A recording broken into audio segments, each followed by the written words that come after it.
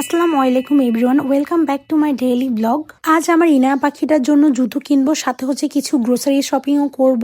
সব মিলিয়ে থাকছে আজকে টুকিটাকি শপিং ব্লগ। তো আমি ইনায়ার জন্য অনেকদিন ধরে জুতো কিনবো ভাবছিলাম, কারণ ইনায়ার জুতোর সাইজ একদমই ছোট হয়ে গিয়েছে। কারণ বেবিদের জুতা কয়দিন পরপরই চেঞ্জ করা লাগে, ওদের পা অনেক দ্রুত বড় হয়ে যায়। তো ভাবলাম আশেপাশে কোথাও যাই।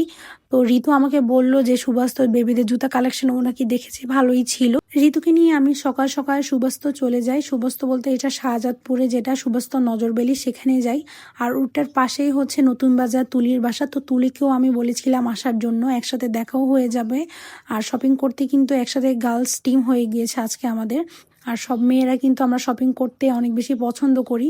আর একসাথে যদি শপিং করা হয় তাহলে তো অনেক বেশি গল্প আড্ডা মজা করা হয়।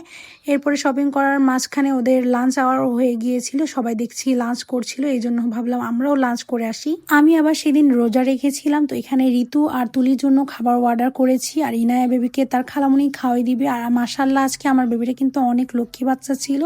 সবগুলো জুতো অনেক সুন্দরভাবে ট্রায়াল দিয়েছে, সবাই কিন্তু মাশাল্লাহ বলবেন। এরপরে খাওয়া দাওয়া শেষ করে আমরা আবার শপিং মলে চলে যাই। এরপরে আমরা চলে যাই হিজাবের দোকানে, কারণ আমাদের কিছু হিজাব লাগতো। ঋতুকেও কয়েকটা হিজাব কিনে দিয়েছি, সাথে আমার একটা টপস কিনেছিলাম, ওটার সাথেও একটা হিজাব ম্যাচ করে কিনে নিয়েছি।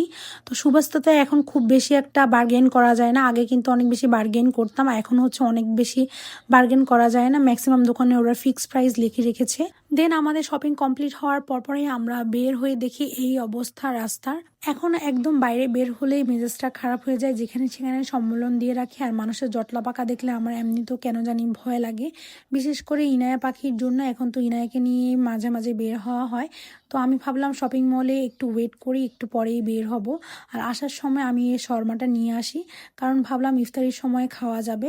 তো এসেই হচ্ছে বাসায় মাগরিবের আজান দেওয়ার পরে আমি ইফতার করে নিয়েছি।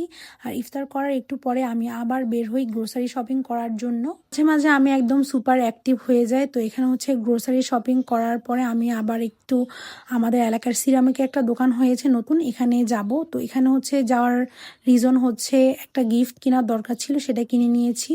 আর এখানে হচ্ছে আমার এই দুটা প্লেট অনেক বেশি পছন্দ হয়েছে, দেখতে সামনাসামনি অনেক বেশি সুন্দর ছিল। ক্যামেরাতে কেমন বোঝা যাচ্ছে জানি না, তবে অনেক বেশি সুন্দর ছিল। আর ইনায়ের জন্য এই জুতোগুলি কিনেছিলাম আজকে। আমি গিয়েছিলাম এক জোড়া জুতো কিনতে, আর ভেবেছিলাম যদি পছন্দ হয় তাহলে 2 জোড়া কিনবো।